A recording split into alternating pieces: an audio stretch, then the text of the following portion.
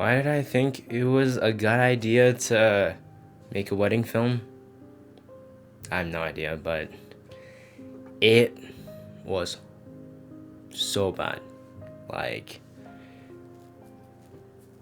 I'm just kidding. I'm not actually sad right now. It's been like a month or two since the wedding, and honestly, I'm not that sad anymore. But in this video, I'm gonna tell you the story of how I filmed my first ever wedding and how pretty much everything went wrong. And then I'll explain how I sort of managed to fix the project and save it. Make sure you stay till the end because the groom's reaction to this whole project was crazy, and it kind of blew my mind, so just stay till the end. This is how the story went. I was chilling at home one day and one of my friends texted me and she was like, hey, my dad is getting married, would you want to film it? So I was like, that could be a fun experience, right? I make movies and I feel like weddings is form of filmmaking. In some regards this went really good, in some other regards it was a horrible production nightmare. The day before the wedding I went to the rehearsal and I got to meet some of the people. Obviously my antisocial self didn't allow me to talk to anyone, so I just chilled in a corner and watched, but I did learn like the layout of the room and kind of got some ideas of how I'm gonna be filming the whole room. So after I got home from the rehearsal I was on YouTube grinding those how to film a wedding videos because I had no idea what I was doing. I was like, well, I'm not gonna approach it like how I would make a short film and direct everyone the whole time, right? So I was just trying to grind on those YouTube videos, trying to figure out what I need to make this film good, right? So I know how important this is to like the bride and the groom and how important of a day this is to their lives. And this video is pretty much the thing that captures the whole day, right? So I was so nervous. Like I was chilling on my couch FaceTiming one of my friends and we were just talking about it and I was just so anxious. The next day I went to my friend's house, picked them up, and then we drove over to the people getting married's house. And basically we got in there and we were like a little bit late than the time we planned to go, but apparently like we weren't late because everyone was still getting ready. So we just basically just chilled around. We were looking at their walls, their decorations, and just talking to the people. And that's like a really important thing. If you're shooting your own wedding video, make sure you have like a good relationship with the people you're filming and get to know them on a deeper level. Does money buy happiness? Yes. If you're like a homeless person and you're walking on the beach looking at the sunrise every morning, I think that, you know, not necessarily makes you less happier than a family who spends, you know, 10K to go to the beach and have the same thing, right? And Yeah, I think but what if you're homeless in Wyoming and there's no beach? It's Alcoa. So I was watching one of those YouTube videos and it said to, you know, capture the emotions, make it like a story, not just like a montage of the cool stuff. Like make it kind of like a story and make it flow, right? So basically I started filming everyone getting ready, getting all the cool shots. You know, the sun was just barely rising over the horizon and I was like getting those nice sun through the window shots. And you know, people were getting their makeup done, their hair done. So I was filming all of that, even their dog, and it was just pretty cool. Are you excited? Are you excited? But that turned out to be a horrible mistake, and I'll tell you why in a sec. So we were filming like the decorations in the house and I was just getting some beautiful b-roll, right? And then I was like, hey, maybe I should start filming the behind the scenes, you know, for this video, right? So I got my friend to start filming the behind the scenes, and this is where the first issue went wrong. The SD cards were full, except it wasn't. There were no files in it. It was just full. So I was like, oh gosh. So I tried to plug it into my friend's like the groom's computer and I was trying to get the files fixed and I couldn't figure it out. So anyways, I had to borrow the groom's daughter's, like my friend's SD card. She's also into filmmaking and I borrowed that. Future Michael Bay, what do you think? Well, the SD card works, so now we're not screwed. Dude, life is all about challenges and overcoming it. So me and my friends just, you know, hung out in the basement for a little bit while everyone was getting ready. What do you think of vegetarians? I think that's a very healthy choice to choose, and especially at this day and time when there's like a shortage of cows. Oh my gosh! What's up YouTube? I'm filming a house tour video. Today we're in the sunny California Beverly Hills and to check out this $18 million mansion. Let's come inside. Back at it again with another YouTube video. Today we're going to show you how to get girls. So I'm going to ask you, can you grab a baseball cap for me? And what this sentence structure does is you start with can you, And when you use the you pronoun. So after filming all the bridesmaids and all that getting ready, I went to the church to film all the grooms getting ready and groomsmen. When me and my friend walked into the church, basically everyone was getting ready, and low-key they all looked at me like I was some crazy person. Maybe it's because I'm in high school and I'm filming a wedding or something, but it was kind of awkward when I walked in. But then, you know, I got to talk to some people and it became a lot easier. So I filmed all the grooms getting ready, and I'll tell you what, that was a mistake later on as well. Alright, good. Well, sorry if I got in your way. No, well, no, that's awesome. That's great, man. Yeah. Now look at these. Yeah. You got So the 10 front hours is like of this. this, and the back you pull and it goes zip. Oh, Christmas. Yeah. And then, you know, the brides get to the church and they're like getting ready as well. And they were like, hey, we were doing the first look, right? So the first look, literally, I had no idea what a first look was until like the day before.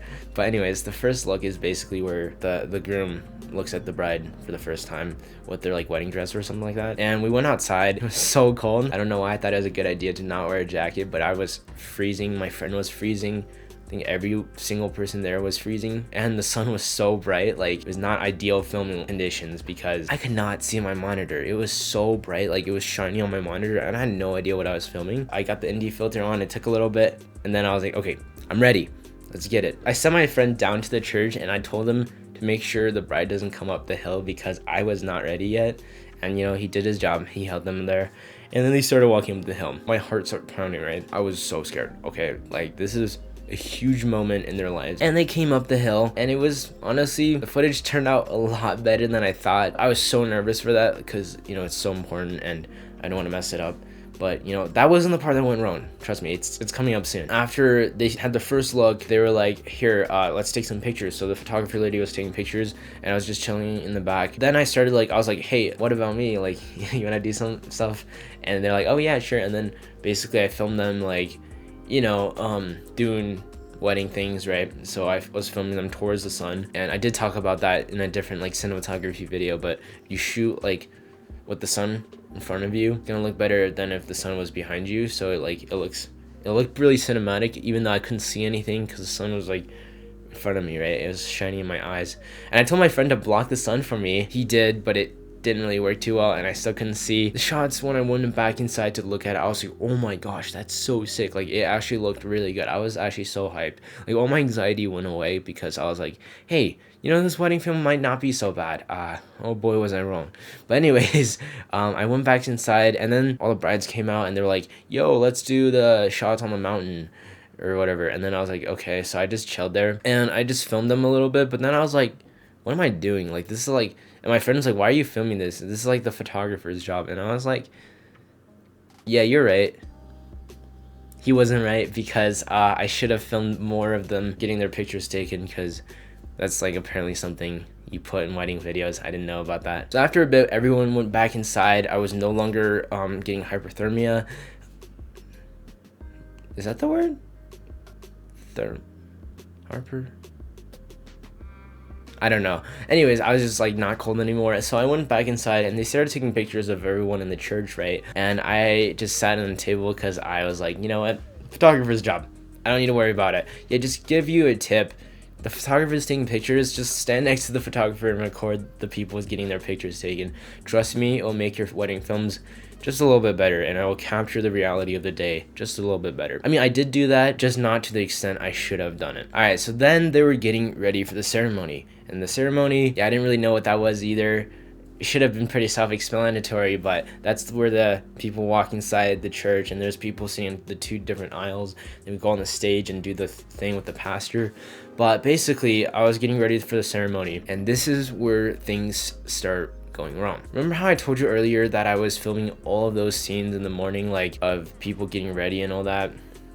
Yeah, so basically I ran through 2 of my batteries and I had 2 batteries left, right? And I was trying to charge them, and apparently the charger, I didn't bring my charger, so I had to borrow someone else's like iPhone thing, and that thing did not charge even close to being done. So like it gave it like 2% extra batteries after charging for like 30 minutes. So I was down kind of bad with my batteries. Also guys, if you haven't noticed, I did add a microphone right here.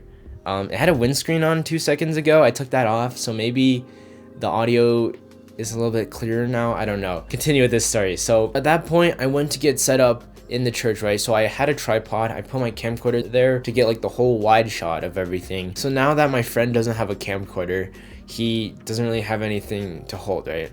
But then I got the 5000 IQ idea the previous night of bringing a GoPro. And I was like, you know, I need this behind the scenes footage. So I put the GoPro on my friend's head, and that turned out to be a lifesaver later on. And I think you might know where I'm going with this story. So me and my friend were getting set up in the front row. I was like stressing out because I think they were getting ready to come out the doors and I'm not even ready yet. And this time I can't tell them to just wait a little bit. So I start, you know, trying to hurry up, get the batteries in, get the gimbals, you know, stabilize and all that stuff. So then while I was like trying to get everything ready, some kid walks up to me and he's like, yo, you can't sit here. So me and my friend sat in the second row. So then the door opens and the people start walking in. And this is the part where like the groomsmen, everyone starts walking in, right? I didn't know they were gonna do it that fast, so I wasn't really ready, but I got someone ready, and then my camera died.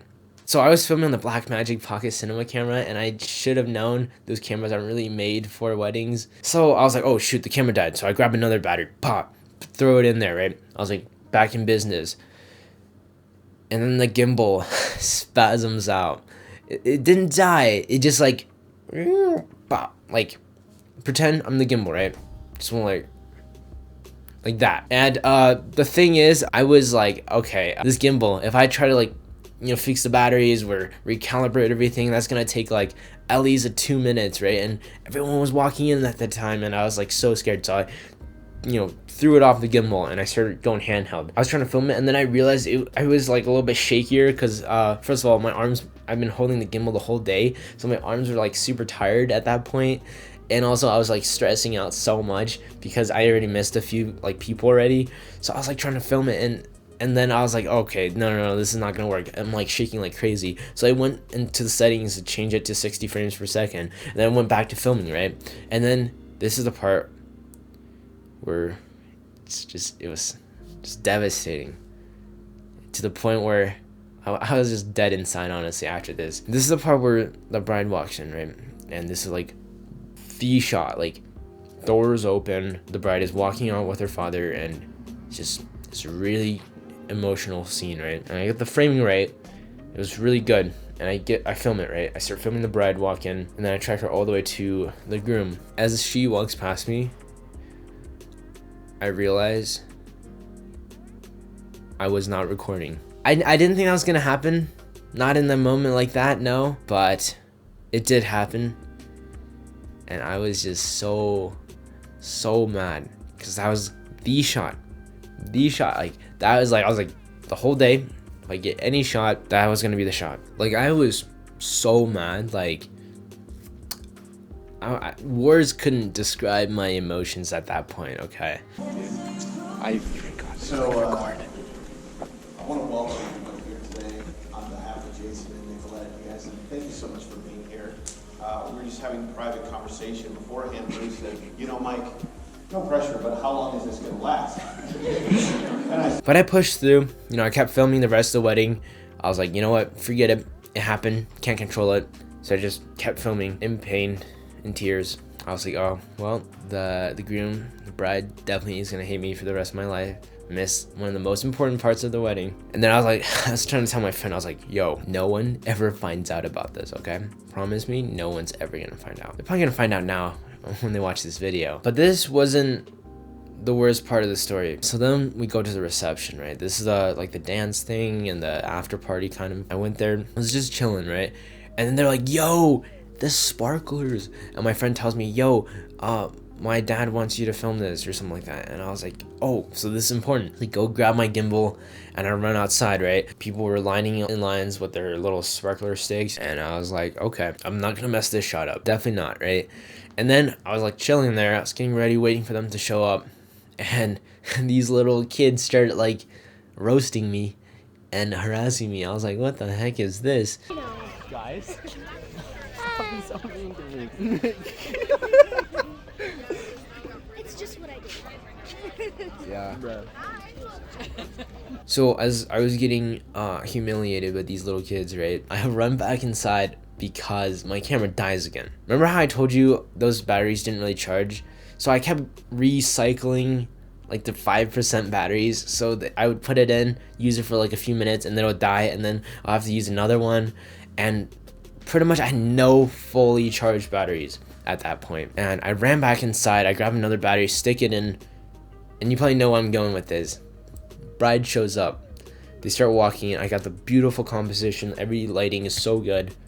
The camera dies again, the second time. And I was freaking out. I was like, no, like, am I gonna seriously mess up this shot too? There's 3 things I had to film. The first look, ceremony, reception, right? I only filmed one of them. Is that what's gonna happen today? And I was like, no, I refuse to believe that. So I pull out the iPhone 13 and I start using cinematic mode, and that kind of saved it. So then we were starting to eat, and I was just like, you know, back in pain and sorrow, and just all the 5 stages of grief just happens in my face. So me and my friends, you know, we were wearing the GoPros on the dance floor. It was really fun, honestly. It was quite a night. I didn't really have to film too much at the reception because there were not too much I had to film, and I got the footage on the GoPro anyways. After I got back, I was just lying in bed, couldn't even wake up in the morning, and I waited like a whole entire like 2 weeks before I even looked at the footage. So I started looking at the footage and started editing it. I had no idea how to edit a wedding film, right? So I went back to starting to look at all those videos on how do you edit a wedding, how do you structure like a wedding video, and I kind of figured it out like using 2 songs, one for everything before, one for like the ceremony. And I kind of like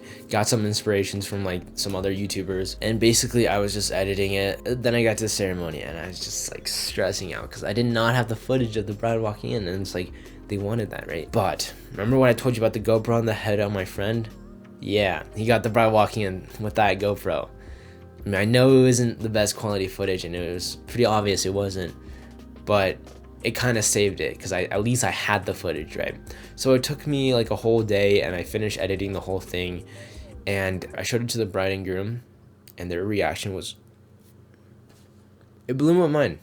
I really did not think they were going to react that way. Or actually, I sent it to my friend, and she showed it to them, and I kid you not, they were in tears when they were watching this film. And it wasn't because I didn't have the best footage. It was because it touched them emotionally. And I was just so excited because I was just like, dang, no one has ever felt some emotions watching my movies in the past. And now people are crying, and it's like, that's so sick to me because like I know how powerful film is. I just never really witnessed how powerful it could be. And then they invited me to their house and they watched it again. I think tears started flowing down their eyes again. Really, really good feeling. And I really didn't think they were gonna like it. And I think the takeaway from the story is, it does not matter if you have the best gear, the best quality videos. If you can tell a story that's filled with emotions that describe the whole day of the wedding, that is enough. It doesn't have to be so fancy. It just has to be touching. So yeah, I think I'm kind of like a wedding filmmaking guru now, so stay tuned. I might make some wedding filmmaking tips in the future. I'm just kidding. But the funny thing is, a few days ago, so this wedding was like 2 months ago. So a few days ago, the person I filmed the wedding for, her like daughter, who's one of my friends, went up to me and she was like, yo, my dad sent me a text and he said he has a friend getting married in July. Do you want to film it? And I said, why not?